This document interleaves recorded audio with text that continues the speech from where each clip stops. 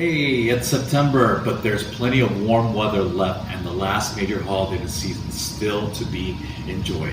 So Labor Day, traditionally considered the end of summer, is celebrated with parades, cookouts, and family outings. It also recognizes the creation of the labor or union movement and honors the social and economic achievements of American workers.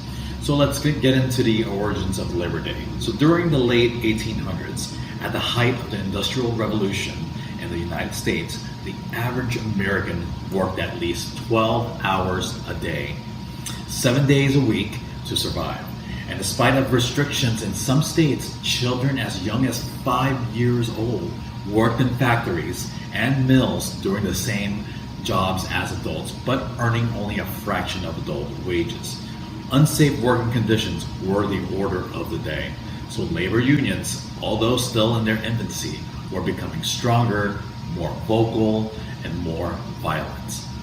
Unions were organizing strikes and rallies in protest of long hours and poor working conditions in an effort to compel employers to negotiate. One of these rallies was destined to become the first Labor Day parade in the United States. On September 5th, 1882, the Central Labor Union in New York City, a large organization made up of members from many local unions, and held a working men's holiday. It began with a parade that included 10,000 people, all taking the day off without pay, and ended with a huge picnic in Wendell's Elm Park, the largest park in New York City at that time. So the afternoon included speeches from union leadership and live music provided by the Jewelers Union. Newspapers called it a day of the people. So let's get into the working men's holiday. So union organization and opposition continued and often erupted in violence, such as the Haymarket Square riot on May 4th, 1886.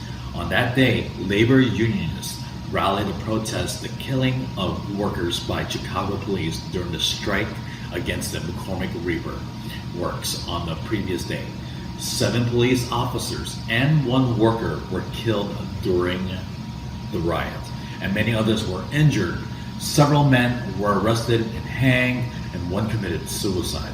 So this violence helped galvanize public opinion for and against labor unions.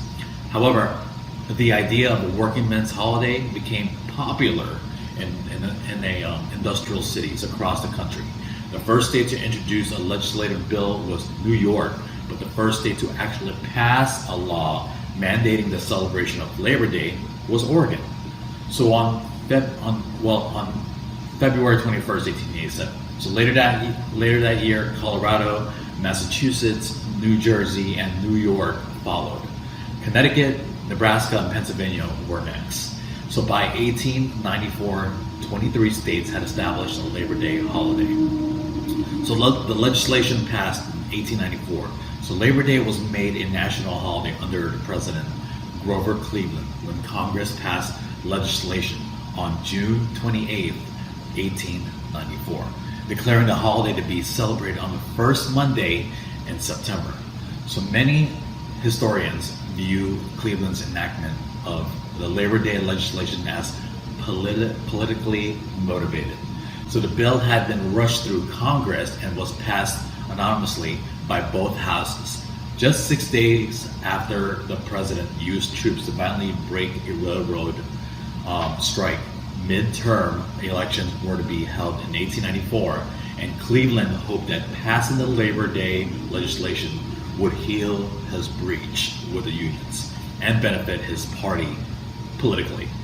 So in 1989, famous labor organizer and head of the American Federation of Labor, Samuel Gompers, commented that Labor Day was the day for which the toilers in past centuries looked forward, when their rights and their wrongs would be discussed. That the workers of our days may not only lay down their tools of labor for a holiday, but upon which they may touch shoulders in marching phalanx and feel the stronger for it. Whose idea was it, right? So two men with very similar names vie for the title of founder of Labor Day. One is Peter J. McGuire. He was the General Secretary of the Brotherhood of Carpenters and Joiners and a co-founder of the American Federation of Labor. 7 years after the first Labor Day parade in 1882, the Union Journal of the Carpenters and Joiners published an article claiming that Peter J. McGuire made the original proposal for the parade in New York and called for a day to be set aside as Labor Day. So for some time, it was assumed that McGuire was in fact the originator of Labor Day. So however, many now believe that Matthew McGuire suggested the holiday he had been a machinist from the Knights of Labor. Later, the Secretary of Local 344 of the International Association of Machinists in Paterson, New Jersey, and the first Secretary of the Central Labor Union in New York. A newspaper article written 9 years after the Labor Day parade in New York entitled Labor Day, Its History and Development in the Land, maintained that McGuire, as Secretary of the Central Labor Union, arranged the parade. 6 years later, the Grand Marshal of the 1882 parade reminisced about how McGuire from the Knights of Labor had suggested that the Central Labor Union organize all the unions in New York City for a parade to show the strength and solidarity of the labor movement.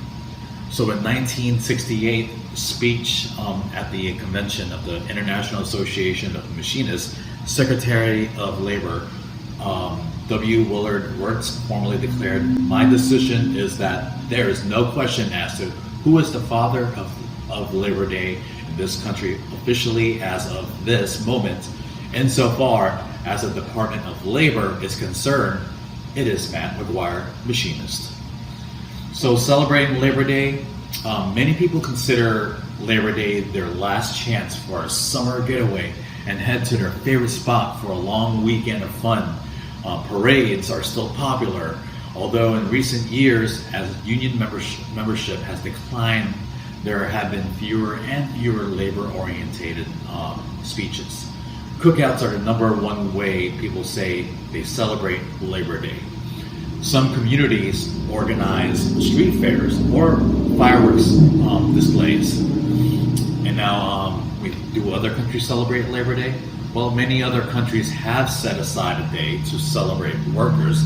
Labor Day is also celebrated on the first Monday in September in Canada. Australians celebrate Labor Day in March or October, depending on the territory in which they live. In the Bahamas, Labor Day is celebrated on the first Friday of June, and other countries around the world celebrate International Workers' Day or May Day on May 1st. Well, I hope you all enjoyed our talk about Labor Day. Thank you.